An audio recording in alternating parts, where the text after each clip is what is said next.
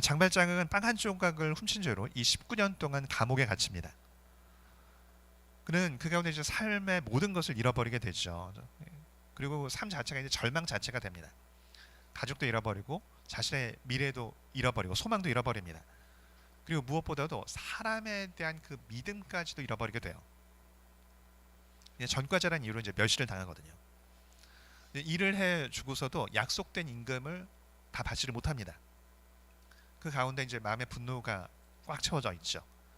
그래서 그의 삶의 유일한 목표가 뭐냐면 물질입니다. 돈이에요. 이제 이 물질에 대한 집착으로 이제 눈이 어두워지게 됩니다.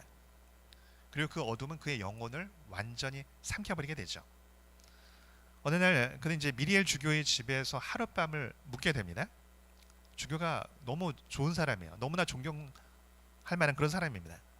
그의 따뜻한 환대에 마음이 누그러지고 또 그를 좋아하는 마음이 생기죠. 그러나 그의 영혼은 여전히 어둠 가운데 있습니다. 그래서 주교가 잠든 사이에 주교의 방에 몰래 들어가서 은촛대를 훔치게 되죠. 소설에는 만약에 주교가 중간에 끼어났다면 미리엘 주교를 죽일 수도 있음을 암시를 합니다. 물질에 너무 이제 눈이 어두워져 있는 거예요. 그래서 어떠한 죄악도 섭슴치 않을 만큼 자신을 정말 너무너무 환대해주는 사람에 대해서까지도 죽일 수 있는 사람이 된 거죠. 은식기를 훔쳐서 도망을 갑니다. 그러다 이제 결국엔 잡히게 되죠. 이제 이 헌병대, 이 경찰들이 주교에게 끌고 옵니다. 이 사람이 당신의 은식기를 훔쳤다고. 그렇게 말할 때 주교가 놀라운 대답을 하죠. 아닙니다. 제가 이 사람에게 은식기를 준 거라고. 그리고 장발장, 왜 내가 당신한테 은촛대도 주었는데 왜 이것은 가져가지 않았느냐고. 이거 가지고 가라고. 경찰들이 이제 모두 떠난 후에 주교가 이 벌벌 떨고 있는 장발장에게 이렇게 말을 합니다. 장발장, 나의 형제여, 나는 그대로부터 당신의 영혼을 사서 하나님께 바칩니다. 이 한마디가 장발장의 삶을 송두리째 바꾸게 되죠. 그가 단순하게 이제 용서받은 것에 그치지 않습니다. 주교를 통해서 예수님을 만나게 된 것이죠. 이제 물질로 인해서 어두워졌던 그의 마음이 환해집니다. 그래서 그는 이제 더 이상 물질을 자신의 삶의 궁극적인 소망으로 삼지 않습니다. 이제 사람을 살리기 위해서 자신의 모든 것들, 물질뿐만 아니라 자신의 모든 것을 내어줄 수 있는 사람으로 바뀌게 되죠. 그가 이전에 내 삶에 가장 필요한 것은 물질이라고 여겼어요. 근데 실제 이 사람의 삶을 축복하기 위해 가장 필요했던 것은 무엇이었냐면 예수님이었다라고 하는 것이죠. 물질로 예수를 만나고 나서 이 물질로 눈이 어두워졌던 그의 눈이 환해지게 된 겁니다.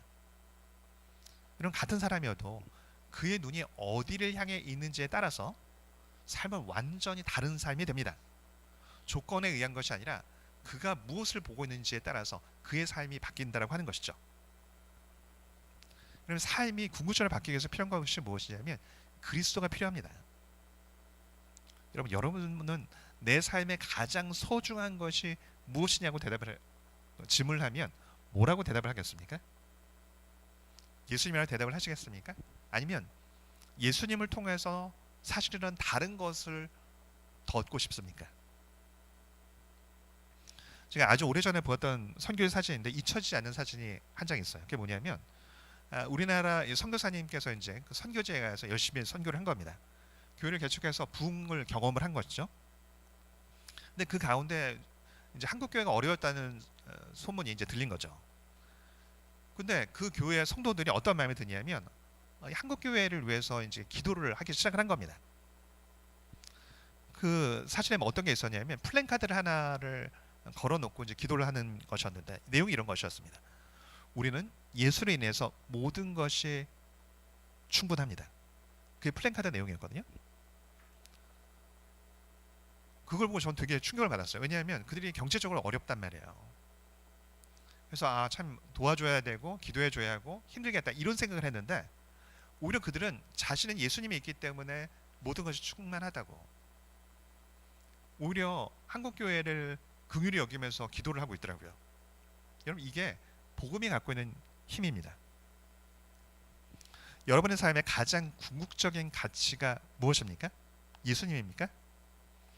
여러분 우리 삶에 굉장히 많은 문제가요, 하나님께 궁극적인 가치를 두지 않기 때문에 생기는 문제입니다. 오늘 본문에서 예수님은 우리의 눈이 얼마나 중요한지를 말씀하십니다. 22절에 뭐라고 말씀합니까?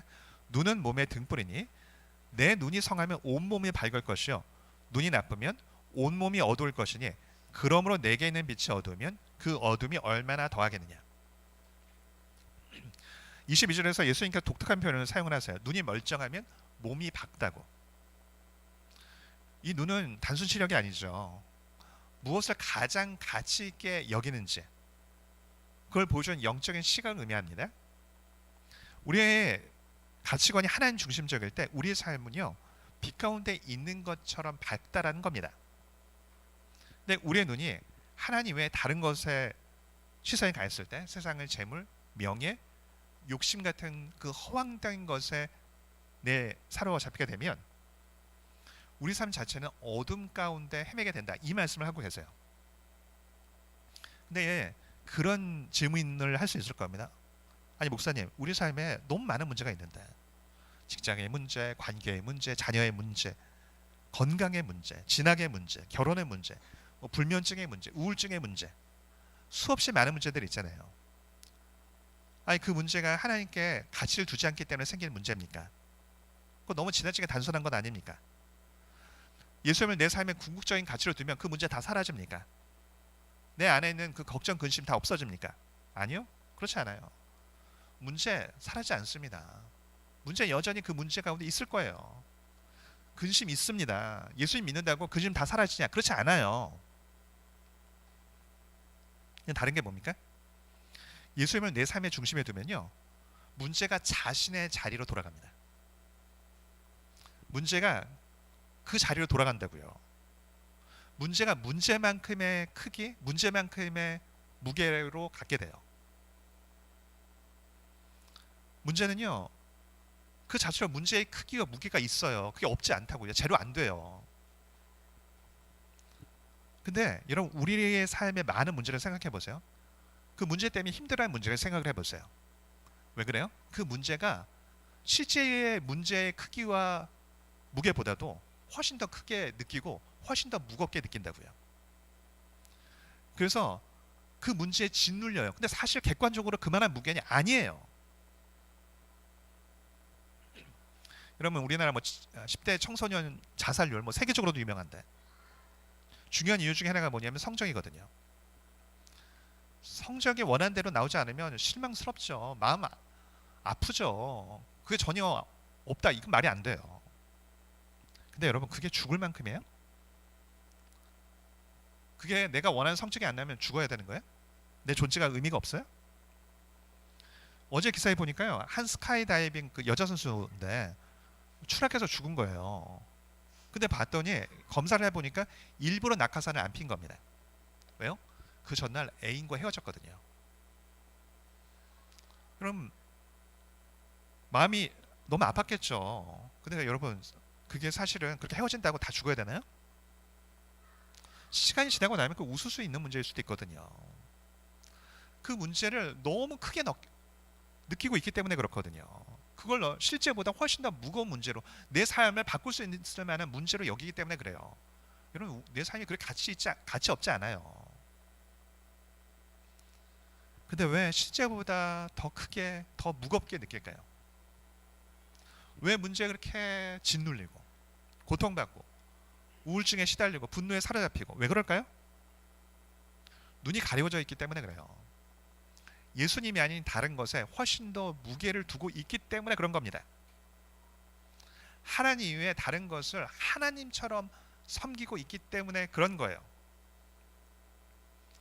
그래서 제일 중요한 게 뭐냐면요, 예수님을 내 삶의 딱 중심에 모시는 거예요. 그러면 가치 있는 것을 가치 있는 것으로 여길 수 있고, 가치 없는 것을 가치 없는 것으로 여길 수 있는 눈이 생깁니다. 근데 우리의 문제가 뭐냐면요, 마음의 중심은 고치지 않으려고 해요. 근데 그 문제는 나오거든요. 중심이 잘못되어 있으면 문제는 생겨요. 근데 그 문제를 해결하는 데만 급급합니다. 요즘에는 어떤지 모르겠는데 제 학창시절에는 이 모형 비행기를 만들었었거든요. 학생 전체가 모형기 비행기를 만들어서 누가 더 멀리 가나 이런 걸 했습니다. 근데 균형이 안 맞으면요, 이게 비행기 한쪽으로 돌거든요. 근데 균형을 맞추는 것이 우선이에요, 멀리 보내려면. 근데 틀어진 균형을 맞추지 않은 채 똑바로 가도록 하기 위해서 그냥 날개의 각도를 조절하고 한쪽 바퀴를 빼서 균형을 맞추려 하고 이렇게 한다고요. 그러면 이게 얼마나 힘든 일이에요. 얼마나 스트레스를 받는 일이냐고요. 근데 이 단순한 사실을 우리 삶에 적용을 못 시키는 경우가 너무 많아요. 너무. 내 중심이 흐트러져 있는데 그거 흐트러진 건 잡으려고 하지 않아요. 근데 그 중심에 흐트러진 문제가 너무 많이 발생을 하는데 그 문제를 다 쫓아다닌다고요. 이런 문제의 답이 예수님에게 있는 거예요. 가치가 바뀌지 않으면요, 삶 안 바뀌어요. 가치가 바뀌지 않으면 내 안에 있는 분노 해결 안 된다고요. 쉽게 낙담하고 쉽게 분노하고 쉽게 실수하고, 왜 난 이 모양 이 꼴아질까? 나는 어떻게 이걸 고치나? 호흡을 길게 하고 내가 마음을 더 다잡고 의지를 하고. 여러분, 이게 중심이 잘못돼서 생기는 문제이거든요.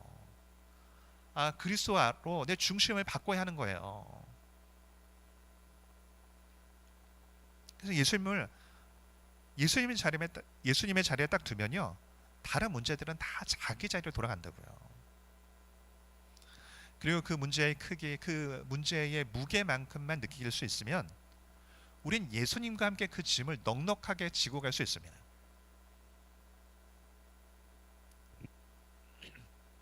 예수님은 오늘 본문에서 왜 염려하는지 그 이유를 더 깊이 파고드세요.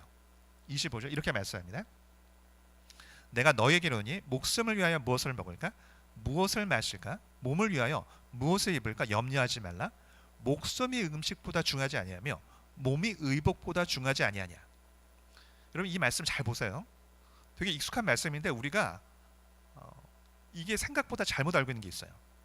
단순하게 이게 먹고 사는 문제를 염려하지 말라라고만 여깁니다. 그렇게 하면요, 이 말씀의 깊은 의미를 놓치게 되는 거예요. 자, 이렇게 말씀하세요. 목숨이 음식보다 중하지 아니하며 몸이 의복보다 중하지 아니하냐. 예수님 뭐라고 말씀하시는 거예요?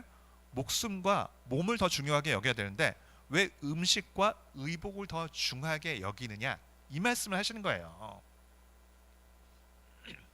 이 말씀은요, 왜 우리가 물질에 그토록 집착하는지를 보여줍니다.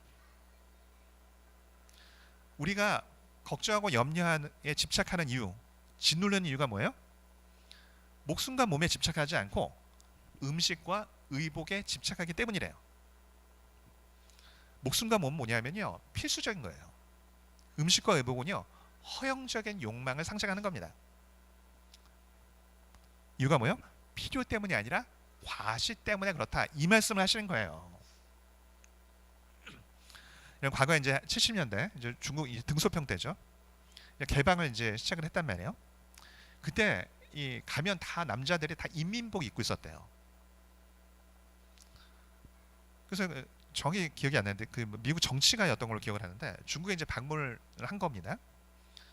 그래서 이제 얘기를 한 거예요. 당신들은 모두 인민복을 다 평등하게 입고 있어서 빈부격차를 못 느낄 것 같다, 이렇게 얘기를 한 거예요. 그랬더니 그 사람이 아니라고, 그렇지 않다고. 우리는 옷은 다 똑같이 입는데 시계로 그 사람을 구별한다고. 그 시계로 내가 비싼 시계를 차서 내가 너랑 달라, 이걸 구별한다는 거예요. 사람은요, 어떻게 해서든지 나를 과시하고자 하는 열망이 있거든요. 다 이민복을 입고 있어도. 이런 예수님 당시에도 마찬가지예요. 이 당시 삶이 이 빈부격차가 굉장히 심한 시대잖아요. 밑에 있는 사람들은 참 어려웠던 시대죠. 그렇다고 해서 과시욕이 없느냐? 그렇지 않아요. 그럼 제 어릴 적에도 기억이 나거든요. 좋은 옷, 좋은 신발, 지금보다 훨씬 귀했던 때죠. 근데 제가 보니까요, 그때가 훨씬 더 메이커에 더 집착을 했어요. 지금도 마찬가지지만 그때는요, 이거 전체적으로 더 집착을 했던 것 같아요. 오히려 모든 것이 넘쳐나면요, 어떤 좀 여유가 있을 수 있거든요. 물론 오늘날도 여전히 과시욕은 있지만. 근데 되게 보면 과시하는 대표적인 게 뭐야? 음식과 옷이거든요. 어떤 메이커 가방, 어떤 옷, 어떤 음식을 먹느냐, 그래서 비싼 뭐 오미카세 맞나요? 오마카세인가요? 안 먹어봐서. 그거 먹고 이제 인스타에 남긴단 말이죠. 내가 이런 옷을 입는다. 내가 이런 가방을 든다. 내가 이런 음식을 먹어보았다. 이런 거. 여러분 이 당시도 마찬가지예요. 의복이라고 하는 것은요. 이 당시 훨씬 비쌌거든요. 그러니까 몸을 가리는 것을 넘어선다고요. 그 사람의 신분을 보여주고 사회적인 지위를 보여주는 겁니다. 음식을 역시 내가 이런 거 먹어보았다. 뭔가 이렇게 과시하고 싶은 거예요. 예수님께서 22절 23절에서 눈에 대해 말씀하신 이유가 여기에 있어요. 우리의 눈이 왜 어두워져 있느냐 하는 것이죠. 허영적인 것에 초점을 맞추기 때문에 내가 과시하고자 하는 열망 때문에 눈이 어두워져 있다. 이 말씀을 하시는 겁니다. 그래서 필수적인 것이 아니라 그 허영적인 것에 초점이 맞춰져 있는 사람을 눈이 어두운 사람이다. 이렇게 말씀하시는 거예요. 예수님은 정말 이렇게 말씀하시는 겁니다. 네가 정말 추구하는 게 뭐냐고. 네가 하나님이 아닌 사람들의 인정을 추구할 때, 그 허영심에서 답을 찾으려고 할 때 네가 네 자신을 잃어버리고 삶은 공허해지게 될 거라고. 여러분 가끔 이제 그런 경우들을 봐요. 난 되게 열심히 사는데 왜 인생이 공허한지 모르겠다고. 여러분 이거 안 믿는 사람이 이럴 수 있어요. 어떤 면에서 이럴 수밖에 없어요. 인생 그런 거거든요. 근데 여러분 크리스찬은 그렇게 얘기하면 안 됩니다. 나름 열심히 사는데도 내 마음이 계속 공허하다면요. 그건 왜 그러냐면 사람의 인정에서 답을 찾고 있기 때문에 그래요. 하나님의 인정이 아니라 하나님과의 관계 가운데서 모든 것을 행하는 게 아니라 내가 끊임없이 사람의 인정에서 답을 찾으려고 하기 때문에 그렇다고요. 그 이민우라고 하는 탤런트 아시는 분들이 있을 텐데, 그 얼마 전 기사를 보니까 이런 기사가 났더라고요. 자기 한동안 안 보였었는데 어느 순간에 갑자기 번아웃이 왔대요. 그래서 집에만 5년 동안 있었답니다. 5살 때부터 연애했거든요. 근데 어릴 적부터 이렇게 하면서 자기 없이 계속 사람들의 기대에 맞추며 살았다는 거예요. 친구도 없고 뭔가 자기 마음을 나눌 사람도 없고, 그러니까 인기도 얻고 물질도 얻고 사람들 보기엔 다 화려한 삶을 살고 있는데 내가 엎드려 내가 누군지도 모르겠고 내가 뭘 좋아하는지도 모르겠고 내가 뭐 하는지도 모르겠고 사람들이 보기에는 다 부러워하고 저렇게 살면 좋겠다. 근데 자기는 자기가 너무 낯선 거예요. 그래서 번아웃이 와서 5년 동안 그냥 집에만 있었다고. 그래도 저는 이 탤런트는 나쁘게 빠지지 않았잖아요. 근데 되게 이 공허감, 사람들이 왜 나쁜 짓을 하나 보면요, 그 공허감 때문에 그래요. 마음에 있는 외로움 때문에 그렇더라고요. 그 가운데 엉뚱한 선택 가운데 나락에 빠진 경우 얼마나 많아요. 이게 예수님께서 경고하시는 어둠의 상태인 겁니다. 예수님께서 이 물질을 탐하는 그 핵심적인 이유를 뭐라고 얘기하시냐? 사람의 시선 때문이다. 그걸 만족시키기 위한 허영 때문이다. 진짜 필요해서가 아니라. 요즘 이런 얘기 하더라고요. 현대인들이 특히 또 학생들을 포함해서 자신의 감정을 잘 모른대요. 요즘에 이제 많이 쓰는 표현, 뭐 짜증나, 개짜증, 뭐 이런 표현. 근데 사실은 이 짜증이라는 표현 안에 굉장히 많은 것들이 있다는 거예요. 그 감정을 깊이 들여다보면 절망 때문에 나오는 감정일 수도 있고, 분노 때문에 나오는 감정일 수도 있고, 수치심 때문일 수도 있고, 어떤 아픈 감정 때문일 수 있는데 이거를 자기의 실제 감정을 많은 사람들이 모른다는 거예요. 왜요? 내 욕망과 허영을 따라가기 때문에 실제 내 내면을 따라가는 것이 아니라 욕망과 허영의 감정을 따라서 사람들의 시선만 생각하면서 살다 보니까 실제 내 감정을 분석을 못한다는 거예요. 내가 우울한데 왜 우울한지도 모르고, 그러니까 그냥 짜증나, 왕짜증, 개짜증 이런 걸로 그냥 퉁친다는 거죠.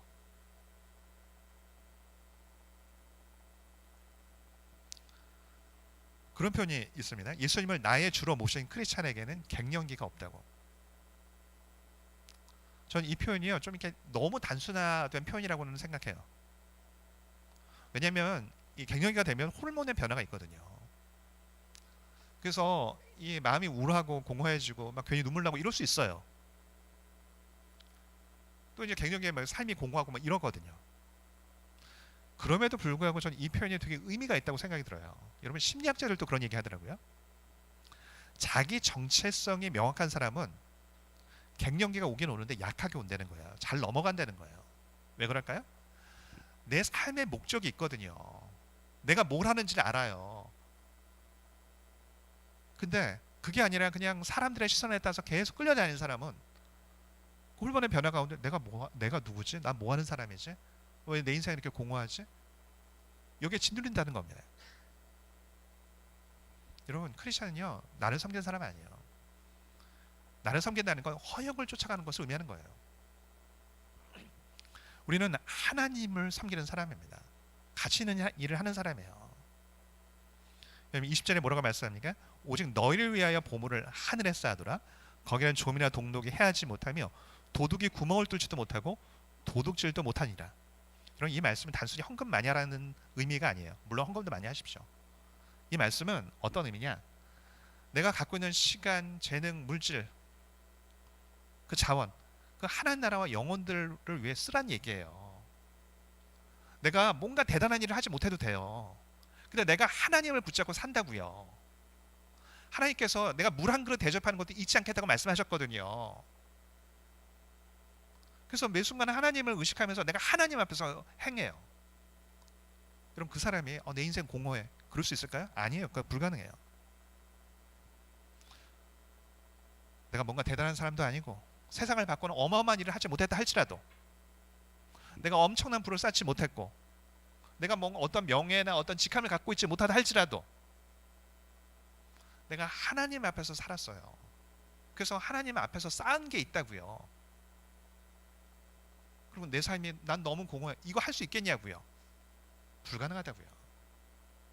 반대로 세상에서 어마어마한 것들을 누리고 어마어마한 업적을 쌓아서 와 당신 어떻게 그런 천재성이 있냐고.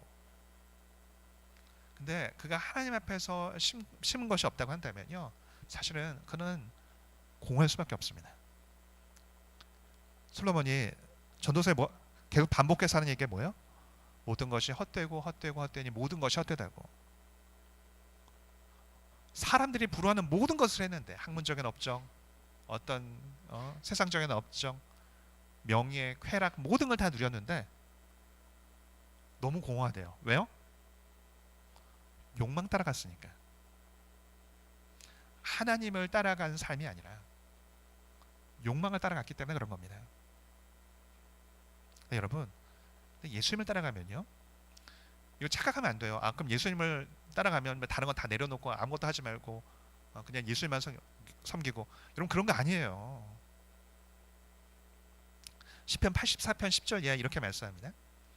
주의 궁정에서의 한 날이 다른 곳에서의 첫날보다 나은즉 악인의 장막에 사는 것보다 내 하나님의 성전 문지기로 있는 것이 좋사오니 여호와 하나님은 해요 방패이시라. 여호와께서 은혜와 영화를 주시며 정직하게 행하는 자에게 좋은 것을 아끼지 아니하실 것임이니이다.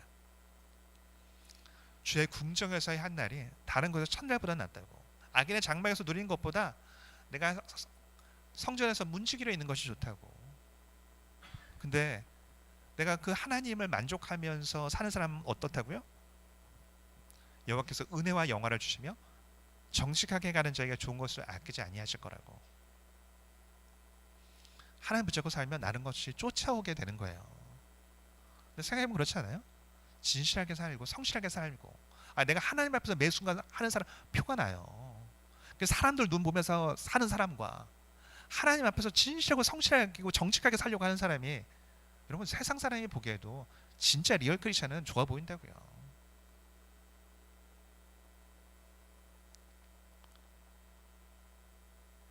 근데 참 우리가 어리석어요. 우리는요 내 욕망과 허영심이 나라고 생각해요.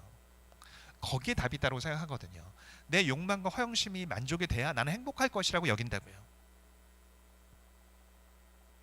모르기 때문에 그 허영심에서 행복을 찾고요.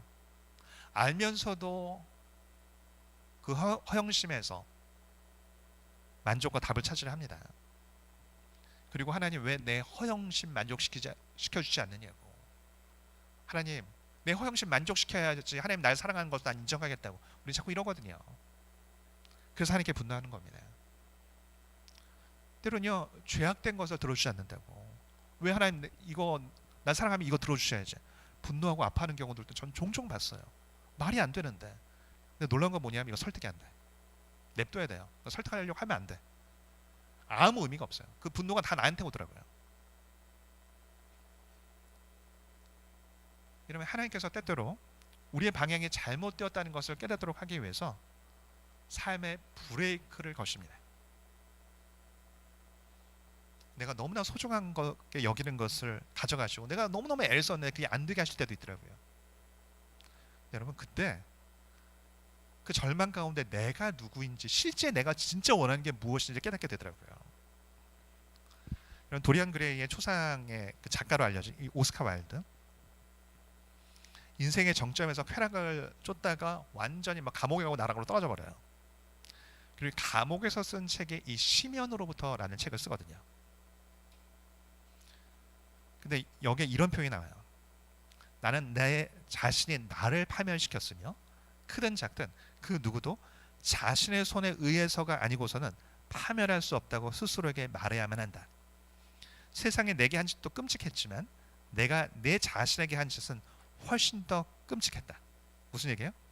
자신이 막 그 사람들의 어떤 그 냉대 뭐 이런 것으로 나락에 빠졌는데 그게 처음에는 이게 아프고 분노하고 창피하고 이랬는데 사실은 그게 누가 나를 파멸시켰냐? 내가 나 자신을 파멸시켰대요. 나를 실제 파멸시킬 수 있는 사람은 어떤 세상이 아니라 사람들이 아니라 사실은 나라고. 나 외에는 나를 파멸할 수가 없다는 거예요. 파멸시킬 수 없다는 거예요. 그래서 내가 내 자신에게 한 짓이 가장 끔찍한 일이었다는 거예요. 그래서 이렇게 표현해요. 고통은 그 중에서도 가장 의미 있다는 것을 말해주는 것을 발견한다고. 그 바닥에 완전히 박살이 나고 나서 너무너무 고통스럽잖아요. 모든 것들을 다 잃어버리니까. 근데 그러면서 뭘 얘기하느냐? 그 고통을 왜 느끼는가를 봤더니 헛된 것에 집착하고 있었거든요. 그것과 그 고통이 비례하더라는 거예요. 제가 보니까 이 사람은 예수님 안 믿는 사람이거든요. 그냥 전형적인 그냥 인문주의자죠. 근데 이렇게 표현해. 그 고통 가운데 나를 만나고 자유해졌다고. 계속 그 헛된 것에 집착하면서 거기에 만족을 누리고 계속 엑셀을 밟고 있었는데 바닥에 떨어지고 나니까 박살이 나고 나니까 그게 구별이 되는 거예요. 그러고 나서 자기 자신을 만났다고. 내가 진짜 누군지 만났다고.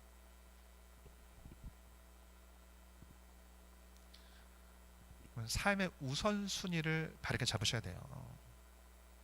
예수님을 딱 내 삶의 중심에 딱 두셔야 됩니다.